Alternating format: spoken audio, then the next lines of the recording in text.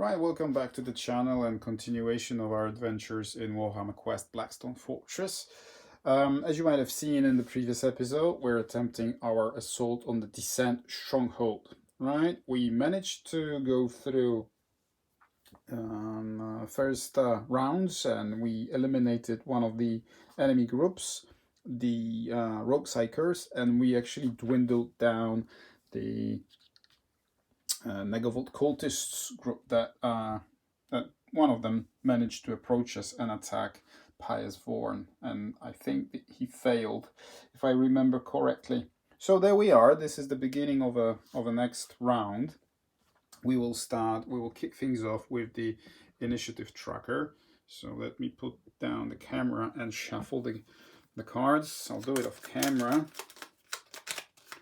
Okay, so Thaddeus, hostile group number 1, Esbern, Amelin, group 3, Bias, and hostile group number 2.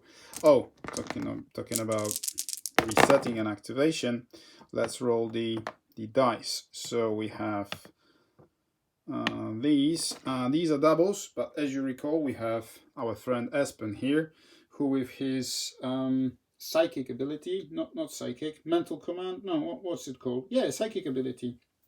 Yeah, he can keep one of the doubles, so he will keep one of the 3s that we rolled.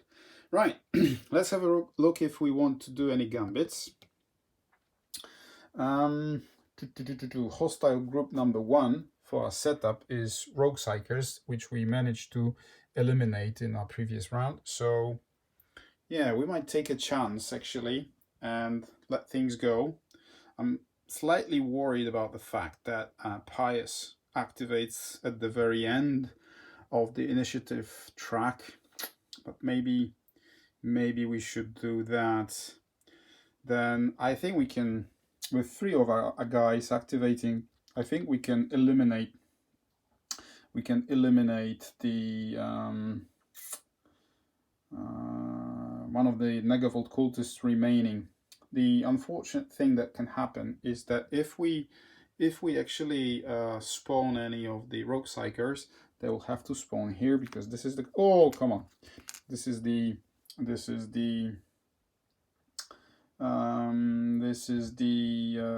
closest portal. I actually accidentally flipped the token, so I will play it fair. I don't like cheating, so I will spend actions to search it, even though I know what it is right now. So sorry for that, guys, but I will make it fair anyways. Sometimes it happens, so I hope you don't mind me doing that. I will make it fair, as I said. Right, so there you go. I think I'll just keep it that way. Let's roll some dice, some activation dice for the guys. Okay, let's see what they are. Okay, Esbern is lightly wounded, so that's his activation dice. Okay, ooh, oh yeah, she has a 6, so she could potentially rush in here and use her cleansing flames to get rid of these guys. We'll see about that. And oh, we don't like these, do we? Okay, right, shall we take our chances? Is there anything else we can do before we proceed? I don't think I will use any of my support ships abilities just now. I will wait for the other level of this encounter to activate, because this will be quite challenging with all the Chaos Space Marines and Traitor Guardsmen. I might be overrun, so I might need these abilities later on. So we'll see about that. Right, without any further ado, let's kick things off. Thaddeus, what is it that you can do? Shall we try and get rid of that Negavolt cultist? We have a 5, a 4, and a 2. So maybe we can. It's a distance of 2. So for our power pistol, for our power more than last pistol, it's not ideal. But for the servo stabber, to be on the safe side, I could spend my 5 and attack twice. And I think I'm going to do that. I don't want to take my chances, because he will demolish me if I don't kill him. So let's take 2d8s. First attack. Ooh, and it's a critical, as you can see. So he managed to kill him. Well, we might have wasted that 5, but I think it was worth the effort. Okay, so now what we're going to do is spend the 2, move here, right? Then use his Hospitaller Servo Skull. Use this card once in each recovery step and event phase, so once per the whole round, to remove 1 wound counter from any explorer, either in his hex or adjacent ones. So we're going to use it on Espern and heal him. We won't be able to use his 4th activation dice this turn, but next turn it becomes available again. So that's that. And now I think I'm going to spend my last activation dice on searching. And for this scenario, is it exactly the same as for all the others? Yeah, it is. 4+. So let's do it. We know what it is already. It's a 1. So it's a blank. There's no stairs. Because we need a 3. Yeah. If a marker is 1 or 2, the stairs are not behind the portal and the marker is discarded.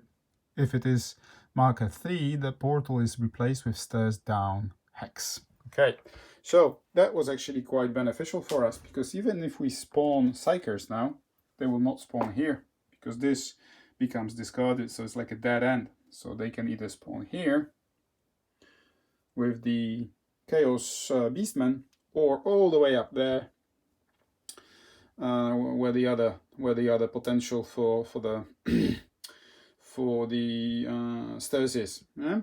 Okay, so that's Thaddeus. He cannot do anything else. Well, he might, but do I really want to spend any of the destiny dice? I don't think I do. I will roll for initiative. Negable cultists, HP is 2. So, yeah, well, let's have a look. 20. So, no luck. No initiative for you, Thaddeus. Right, so let's flip his card. Thaddeus is activated. Now, let's roll for reinforcements, okay? It's 12, right? So no reinforcements for Rogue Psychers. Oh, and there's actually one thing. I was thinking about, let me show you. Sometimes I forget about these things. Negable cultists have the Voltageist field, but if I read it correctly, this field activates only if there are any other cultists adjacent to the one that I'm attacking. Since he was on his own, I don't think his shield activates. So I think it was fair and okay, so I didn't make a mistake there. Right, so now it's down to Espern. Espern, what can you do? I think we'll start progressing towards either of these two. Which one though? Shall we proceed there? We will have to kill them anyway, so it'll be easier for us because they'll come in range. So I might move in and go into Overwatch with Espern, or go all the way up there to hopefully find the stairs, which is closest. 2, 4, 6, 8 squares, or 2, 4, 6, 8. It's equal distance. So I suppose I will go towards the only remaining enemy group that we have on the field, and we will kick things off from there. Right. So Espern, you have a 5, a 1, and a 4, and of course 4 available dice on the destiny board. But do we want to spend these on you? We will move. He can move 2. So I suppose I will move you here with Amelin. Move you another 2 with the 2 from the destiny dice, and put you here behind cover from 3 different directions. And also, if these guys move in, you will be able to perform the Overwatch. So I will switch these 2 to Overwatch. he will be able to use 1 dice on either of these 2 guys if they show up in range, okay? And he can attack with, he can attack with his 3rd eye with the range of 2 to 3 or 4 plus. So if they come in range, for example, 1, 2, 3 here, he will use his 3rd eye and blast them with his 3rd eye. Right, okay, there you go. Espen, exhausted. Amalyn now. Right, with Amalyn, we might do some interesting things. Move her 3. Okay, her movement. No, her movement is 4 because she's inspired. Woo! Look at that. So, I'm thinking about positioning her here because she will be in cover just in case an enemy group spawns here or there. She will be in cover from both directions, and she will shoot these guys and then go on Overwatch, I suppose. So 1, 2, 3. She will cover the, oh, sorry for that. She will cover, hang on, need to readjust the camera. There you go. There you go. Sorry for that. Right, so she still has 2 activation dice, 2 and a 5. So with her 5, I think I will shoot these guys, yeah? And it's a ranger scope. She uses her ranger scope, so on a 4 plus activation dice spent for long rifle weapon action. This is treated as aimed, so ignores cover, and failed result can be re-rolled. Right, so she shoots this guy. Let's have a look. Oh, double blank. Go on, Amalyn. But we can re-roll it thanks to... There you go. Critical hit. He dies. Right, so one of them is dead. I suppose I will go to Destiny board and use the other 5 to do it again on the last remaining Chaos Beastman. Wow, one wound, and I think if I recall correctly they have 3 wounds, yeah, 3 HP over there, as you can see. So there you are. Okay, and I suppose I'll use it for Overwatch. There you go. Hang on, sorry for that, need to stabilize my camera for just a moment. Hang about, I'll be right there with you.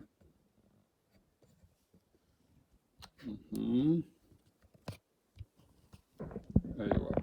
Sorry for all the dizziness that I might have caused, but there you go. 1 wound. Amalyn is done. She's on Overwatch, same as Espen, and now group number 3 activates. Group number 3, Chaos Beastman. Right, let's roll for reinforcements first. It's 11, so no reinforcements. And let's see what this guy does. He does a 2. A 2 on his card is hold. But is he hidden? No, he's not hidden. He's in view, so no. No hold. And he's engaged, no close, other. No, so he will advance. So if he advances, he will have to, well, there's not much he can do because he's in deep cover, right? So his movement point is 3, was it? No, 2. So the only thing he can do is go here, which would be strategically wiser than going either here or there, because he will go into the field of view of Espen. But he does so. He moves, he activates, and Amalyn can see him. So she will use her Overwatch. Unfortunately, it's just 1. Oh, I forgot to roll for initiative. So I'll do that in just a moment. So we will use long rifle with 1+, so we cannot re-roll anything or use it as an aimed shot. But if I hit with critical, I might be able to wound him at least. So let's do it. Let's have a look. Yeah, it's a critical, but since he's in cover, he receives yet another wound, which he has now 2 of. So 1 remaining. Okay. Let's correct my mistake. I forgot to roll for initiative for Amalin. So anything 3 or less, it's a 10. So nope. Right. So that was Chaos Beastman's activation. Let's go back to the initiative tracker. Now it's Bias Vaughan. She has all 4 activation dice available. Oh, and by the way, guys, I'm temporarily skipping majority of our equipment because I think I'll need them more for the other floor. Right now I won't be wasting that on the last remaining Chaos Beastman, especially that he has 1 HP left. Right, so let's pick up our Inferno tokens off the board. Vorn will move 3. So we want her to be in the range of 3 ideally. So 1, 2, 3. Hero here. 1, 2, 3. Yeah, hero there. She moves 3, so she will go 1, 2, 3. That's her first movement. She's 1 space away. So let's use her 3. 1, 2. She can go here. Yeah, and now she's 2 spaces away, so she will use her 6, just probably an overkill. She's using her 6 to use Cleansing Flames, and she will roll these 2. And there you go. It's only one wound, but I think it ignores cover because it has the torrent ability, so ignore cover. So that was exactly what we needed. So she dealt 1 wound, and that's what she will be rolling against for her initiative. Now, we still have a hostile group number 2 that can spawn. And they can spawn here. And group number 2 is Negavolt cultists. So if they do, I'm in big trouble. So I think I'll retreat. I think I will retreat with Bias Vaughan closer to Esbern because he's in Overwatch too. And I will use a 3. She can go 1, 2, 3. Okay. And to be on the safe side, I will go into Overwatch with Vorn. That might be an overkill, but let's see what happens. And I will use the last remaining dice to put Inferno tokens here and here. I cannot place it here because it is visible. No, here and here. Okay, just to protect ourselves with, just in case if they spawn.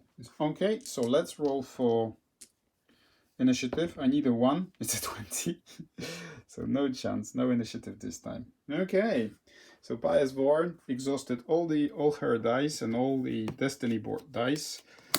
Group number 2, they're not on the board, so we need to roll for initiative. Megavolt Cultist, it's a 13, as you can see. So no reinforcements, so we survived yet another turn. But we need to roll for event from the special descent event table. It's 14. Yeah, let's have a look what 14 is. Access controls breakthrough. 1 explorer in the access controls hex can immediately take an access action without having to spend an activation dice. Well, that applies only here. This is the access control space, which is on the other floor, which we're not at yet. So this does not apply.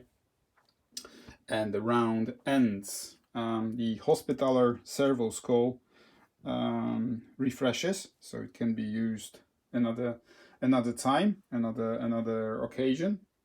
Hopefully we won't have to use that too often when more enemies spawn. But now our options are that we are going to, maybe I'll rush both next turn. I'll try this one first and see what happens because we're the closest. And maybe with Amalin, if we don't have that many enemies on the board, we might rush both just to speed things up. But I suppose I'll do it next turn. that's the way it is. That's the way the layout and our approach to the staircase. We're trying to discover where the staircase is for the second floor, so that we can proceed with more action. Right, so that's it. That's the end of the next round for Blackstone Fortress Stronghold Assault. Um, we're progressing, famous last words. We're progressing quite nicely with the adventure, so hopefully we won't hit the wall very, very soon. If you've ever played Blackstone Fortress, you know that these strongholds and event cards especially can be very, very surprising at times. So let's keep our fingers crossed. We're progressing quite nicely. We'll see what happens in the next turn in the next episode. So I hope you enjoyed that. I really am enjoying the Blackstone Fortress a lot. So you'll be seeing more episodes on the channel soon. Thanks a lot for watching, and I'll see you in the next one. Bye bye.